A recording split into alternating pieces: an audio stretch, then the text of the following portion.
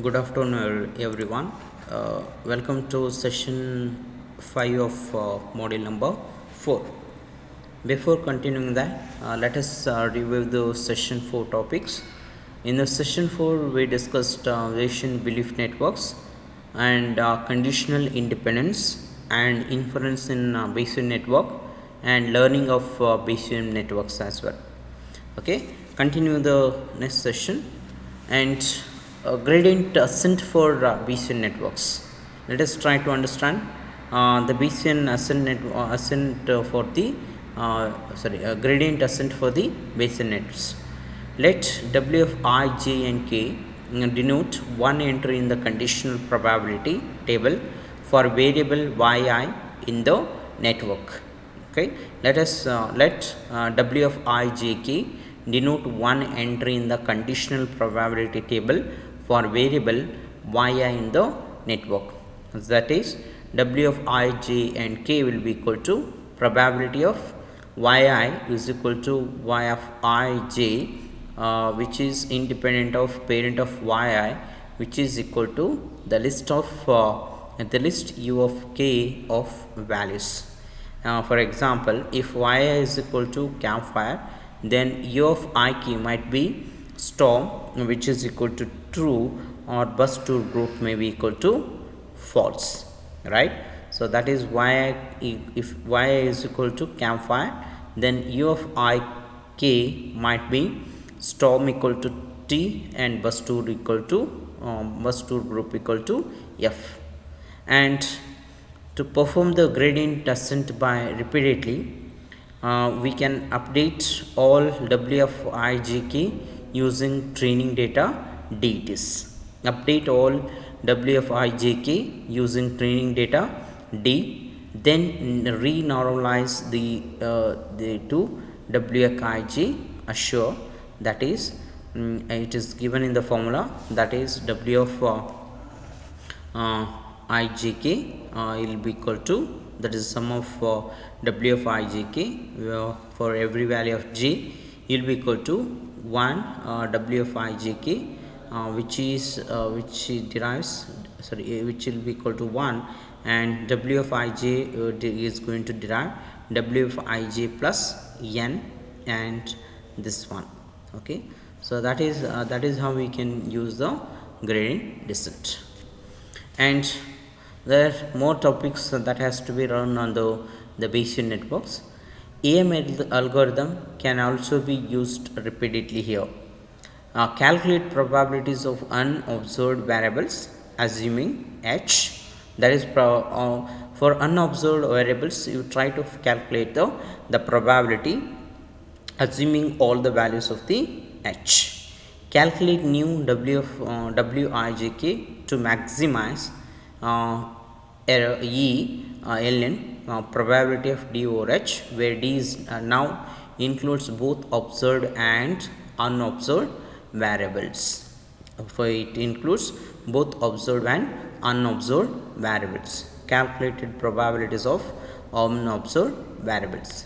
When structure unknown, algorithms use greedy search to add or subtract edges and nodes. When structure is unknown, algorithms use greedy search to add or subtract edges and nodes. And also it uses active research topic, right? So this is how you can apply the Bayesian networks. So that is, you have to calculate the probability of the unobserved variables as well, right? For all the unobserved variables you have to calculate the probabilities. This can be done using the formula, that is you have to apply the theorem repeatedly, so that you can reduce or you can calculate the probability of unobserved variables. And to summarize the Bayesian belief network, it combines prior knowledge with the observed data. It combines prior knowledge with the observed data. Impact of prior knowledge is to lower the sample complexity. The impact of prior knowledge is to lower the sample complexity. And also the active research area contains extend from boolean to real variables, and it is being used in parameterized distribution instead of tables, and extend to first order instead of proportional systems, and more effective inference methods. It can be used in more inference methods, right? So this is the summary of the Bayesian belief networks. The next one is expectation maximization, also called as the EM.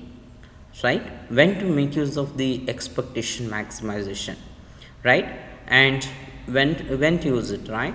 So that data is partially observable. When the data is partially observable, then you can use this technique called as the expectation maximization.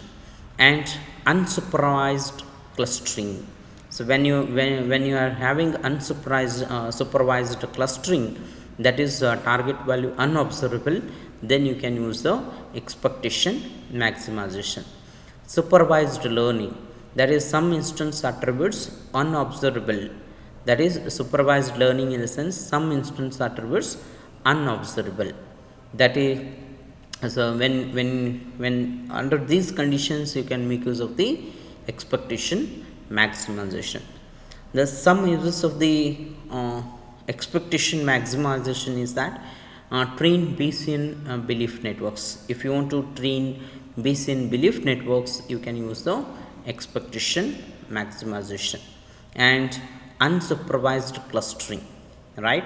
So some uses like use of the expectation maximization is that it is used in unsupervised clustering, also called as the ATO class, and it is being used in learning hidden Markov models. It's also used in hidden learning hidden Markov models. This is this is all about expectation maximization. Expectation maximization is basically used when the data is partially observable, and it is used in unsupervised clustering, and it's also used in supervised learning. So it is basically used in train Bayesian to train Bayesian belief networks, and unsupervised learning, that's called as the ATO class, and it's also used in learning hidden Markov models. And generating data from mixture of k Gaussians, and each instance x is x generated by choosing one of Gaussians, k Gaussians with uniform probability, choosing one of the k Gaussians with the uniform probability, and generating an instance at random according to that Gaussian, right? Choosing one of the k Gaussians with uniform probability and generating an instance at random according to that Gaussian. And that is estimating expectation maximization, right? Expectation maximization for estimating k-means. So given instances from x generated by mixture of k Gaussian distributions, and unknown means, that is mu1, mu2 up to mu k of the k Gaussians, and don't know which instance xy is generated by which Gaussians, right? There are these are the things which are supplied for estimating k-means. First one is instances from x generated by mixture of k Gaussian distributions. Unknown means the mu1 to mu k of k Gaussians, and don't know which instance xy generated by which Gaussians. And the basic aim is to determine maximum likelihood estimates of mu1 to mu k it is, right? So maximum likelihood estimates of mu1 to mu k is that you have to determine it.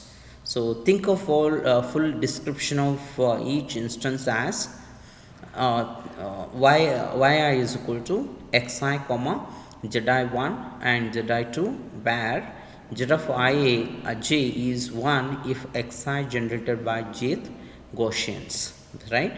So z of ij is 1 if xi generated by jth Gaussian, and xi is observable and zij unobservable, when xi is observable and x of z of ig is unobservable. And here is the EM algorithm. Pick random initial, that is h equal to mu1 and mu2, then iterate each step, that is calculate the expected value e of z and ig of each hidden variable z of zig, assuming the current hypothesis. That is EM algorithm states that one random initial h is equal to mu1 and mu2, then iterate each step.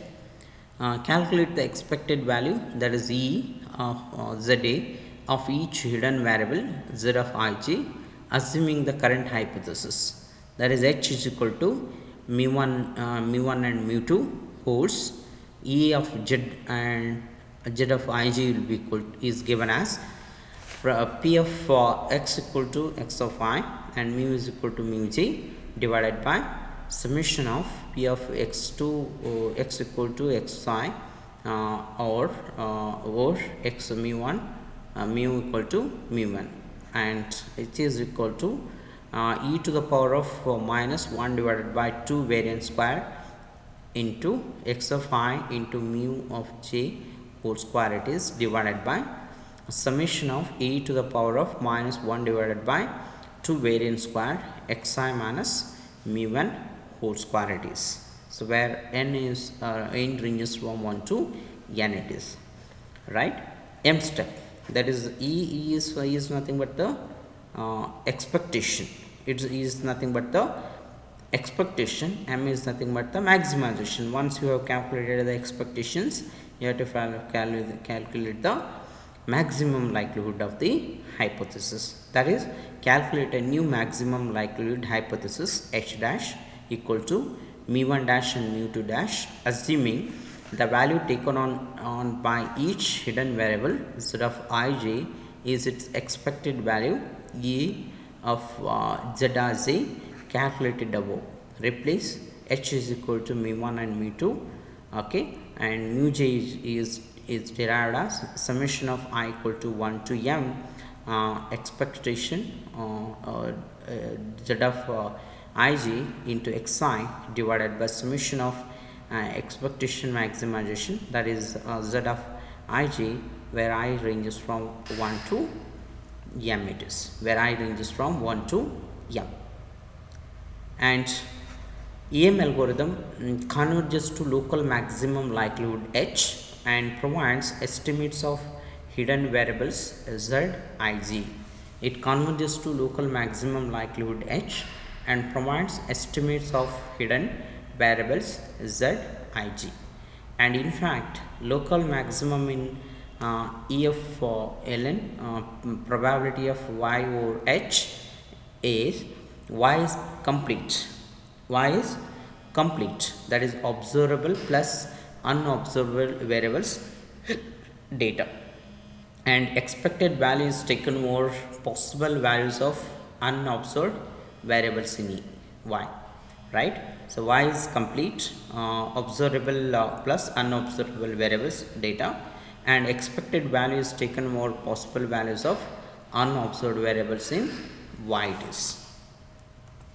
And general EM problem, given observed data, that is x capital X equal to, these are all the observed data, that is x equal to x1 to xm, and unobserved data is z equal to z1 to zm, and parameterized probability distribution, probability of y over h, where y is equal to y1 to y1, who is the full data, yi is equal to xi union of zi, and h are the parameters, and the problem solution is that you have to determine h that maximizes the expectations, right. So what is it is going to maximize the expectations, and it is basically used in trained Bayesian relief networks and unsupervised clustering, and it is also used in hidden Markov models. We have talked about this one in the last slide or last few slides when you are talking about the Bayesian belief networks. So I mean there are many uses of the general EM problem, that is it is basically used in Bayesian belief networks, unsupervised clustering as per as the Markov models it is. And general EM methods define likelihood function, that is Q h dash or h, which calculates y which is equal to x union of z using observed x and current parameters h to estimate z it is, using observed x and current parameters h to estimate z. So Q h dash over h is equal to is derived from expectation it is given as ln probability of y over h dash or h comma x it is. And EM algorithm states that estimation, that is a step, estimation step, calculate Q h dash h using the current hypothesis h and the observed data x to estimate the probability distribution over y. So okay, it is probability distribution over y, and Q h dash over h which is going to derive which is going to give the estimation, and followed by you have to go for maximization. You have to go for maximization step. What is that? Replace hypothesis h by the hypothesis h dash that maximizes this Q function. So you are finding the Q for each function, right? Q for each hypothesis, and you have to find the hypothesis h by the hypothesis h dash that's going to maximize this Q function. So that is called as the general EM method. Okay, that's all for session number 5. Okay.